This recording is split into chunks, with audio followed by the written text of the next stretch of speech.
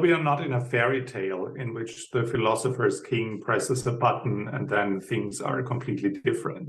Olaf Scholz acts as one actor, a very prominent one, but he cannot just do what he wants, although previous chancellors were dreaming of durchregieren, that you can govern through and just decide as if you are in a fairy tale.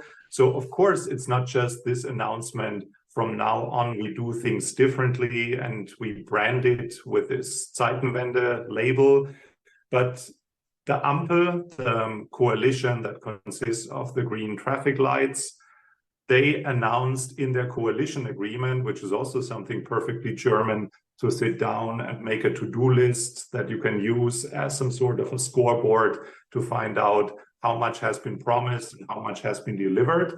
This is not a new idea of the Ampel. It has always been like this. And the previous Merkel government scored 82%, which is quite amazing given the restrictions and all the unknowns that governments are confronted with in this period of 4 years.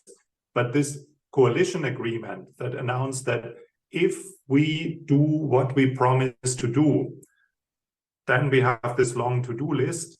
If we deliver, then Germany will be a different country.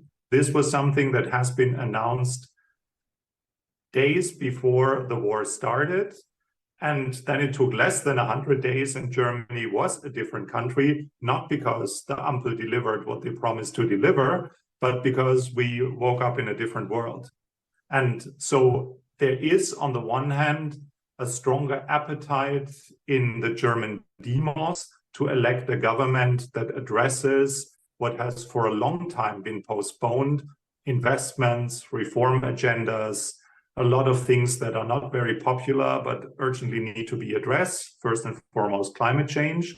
And in such a climate, the three parties of the new German government try to please their electorate and made a long list of things that the 16 years of Merkel government did not want to address, because her agenda was not a reform agenda.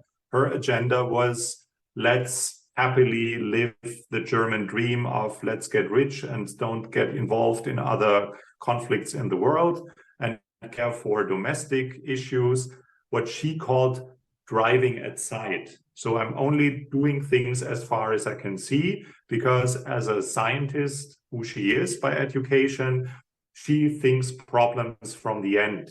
What kind of strategy do I need to fix this problem that I can see? If you think in more broader terms, like midterm perspectives, then something like climate change is not driving at sight. It urgently needs to address things now in a broader scope with midterm perspectives. The same is true for what urgent reform necessities exist in the European Union. How can we adjust the political decision-making process? How do we need to position ourselves strategically when we think of defense policy? All of this is not just how much do we promise to spend in our annual budget. This is too short-term focused, and it's far from all the necessities that are on the reform agenda. What the government underestimated is that it's one thing to express a certain reform appetite in the German public, but then being confronted with the consequences of if these reforms are addressed, it comes with a price tag. This is something that currently fires back. And in practically every aspect of reform, no matter if it was chosen or if the need for reform found Germany and the government that has to deal with it, like first and foremost the war in Ukraine, this is something that everybody underestimated because the German public isn't ready for this.